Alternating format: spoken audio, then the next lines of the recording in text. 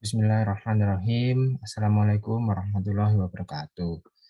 Pertama-tama mari panjatkan puji syukur kehadirat Allah Subhanahu wa taala yang telah memberikan kita kesehatan hingga detik ini dan tidak lupa juga junjungan Nabi besar kita Nabi Muhammad SAW. Terima kasih, saya Raffi Nafisabila, saya dari Prodi Pendidikan Bahasa Mandarin, offering PAI B2, selaku presentator dan moderator jalannya presentasi kali ini. Oke, saya akan mempresentasikan tentang korupsi dan upaya pemberantasannya dalam pandangan Islam.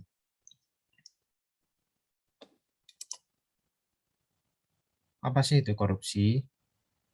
Korupsi berasal dari bahasa Latin yaitu corrumpere, corruptio, corruptus, yang berarti jahat, rusak, curang. Dalam Kamus Besar Bahasa Indonesia, korupsi merupakan perbuatan busuk seperti penggalapan uang, penerimaan uang soko, dan lain sebagainya. Bentuk-bentuk korupsi. Yang pertama ada gulul atau penggelapan. Gulul biasanya mengambil sesuatu dan menyembunyikannya dalam hartanya. Pada mulanya, gulul merupakan istilah yang untuk penggelapan harta rampasan perang sebelum dibagikan kepada orang yang berhak. Lalu kedua ada risiwah atau suap. Orang yang menyuap disebut al-rashi, sedangkan orang yang mengambil atau menerima suap disebut al-murtashi, sementara orang yang menjadi perantara antara yang menyuap dan menerimanya dengan menambah sesuatu di sisi dan mengurangi di sisi lain disebut al-ra'isi. Lalu yang ketiga ada hidayah atau gratifikasi. Hidayah gratifikasi merupakan hibah, yaitu pemberian sesuatu kepada orang lain atas dasar mendapatkan sebuah keuntungan, seperti naik jabatan dan lain-lain. Nah, yang keempat ada syarikoh atau pencurian. Syarikoh yang berasal dari bahasa Arab, syarakoh yasriku, yang berarti mencuri. Termasuk dalam kategori mencuri adalah merampok, merampas, mencopet, dan memalak. Tindak pencurian merupakan salah satu bentuk dari tindak pidana korupsi karena pada hakikatnya korupsi adalah mencuri atau mengambil yang bukan hak miliknya. Nah, yang kelima ada khianah atau kecurangan, khianat. Khianat adalah perbuatan tidak jujur, melanggar janji, melanggar sumpah, atau melanggar kesepakatan. Ungkapan khianat juga digunakan untuk seorang yang melanggar atau mengambil hak-hak orang lain. Khianat adalah tidak menepati amanah dan termasuk dalam golongan orang munafik. Hukum korupsi dalam pandangan Islam. Hukuman bagi koruptor adalah takzir, mulai dari yang paling ringan merupakan dipenjara, lalu memecatnya dari jabatan, dan memasukkannya dalam daftar orang tercela, penyitaan harta untuk negara, hingga hukuman mati. Motif-motif korupsi. Motif-motif korupsi yang pertama motif internal. Sikap terlalu mencintai harta, sikap tamak dan serakah, sikap hidup konsumtif dan hedonis, pemahaman agama yang dangkal, hingga hilangnya nilai kejujuran seseorang. Yang kedua, motif eksternal. Adanya kesempatan atau sistem yang rapuh. Lalu faktor budaya, faktor kebiasaan dan kebersamaan, hingga penegakan hukum yang lemah. Bahaya korupsi bagi kehidupan. Bahaya korupsi terhadap individu.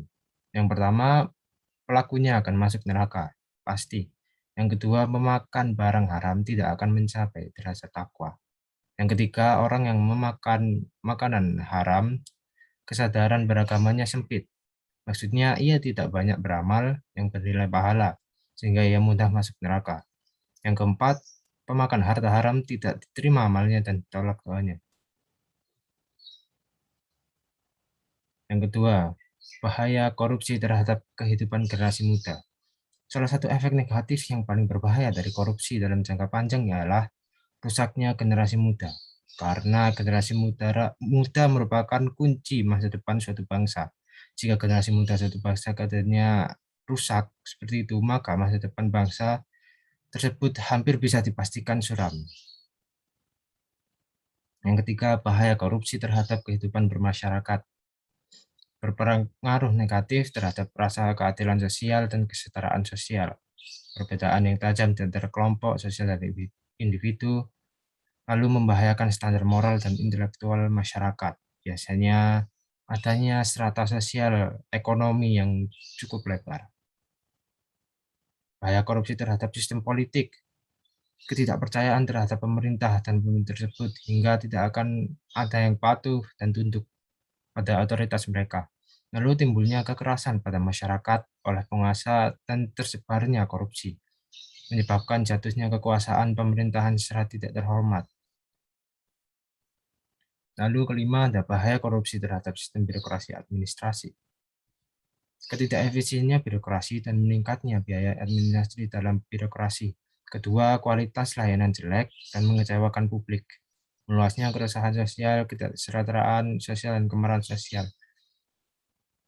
Seperti pembuatan KTP pada tahun-tahun lalu.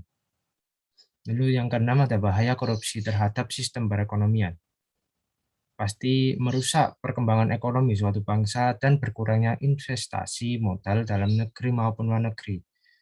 Orang investor akan berpikir dua kali untuk menginvestasikan hartanya dalam suatu negara karena negara tersebut memiliki tingkat korupsi yang tinggi. Lalu apa sih upaya mengembangkan budaya anti korupsi? Yang pertama, budaya anti mencontek, plagiasi, dan titip absen dari yang paling kecil dahulu, yaitu melalui proses pembiasaan, dibiasakan untuk tidak mencontek, plagiasi, titip absen, lalu proses keteladanan. Setelah pembiasaan, harus ada keteladanan dan kesabaran untuk tidak melakukan itu. Memegang teguh amanah. Amanah berasal dari bahasa Arab dalam bentuk masdar dari amina amanatan yang berarti jujur atau dapat dipercaya, dan membagi amanah menjadi 3 macam, yaitu yang pertama amanah manusia terhadap Tuhan, yaitu menjalankan perintah dan menjauhi larangannya. Yang kedua, amanah manusia kepada orang lain, menepati janji kepada orang lain, tidak berkhianat. Lalu yang ketiga, amanah manusia terhadap dirinya sendiri, seperti melakukan aktivitas yang sehat, tidak selalu menjaga kesehatan, dan membuat kita bahagia sendiri. Baik, sekian presentasi dari saya, Raffi Nabsabila. Bila adanya kesalahan dan perbuatan yang tidak mengenakan, mohon maaf. Terima kasih. Wassalamualaikum warahmatullahi wabarakatuh.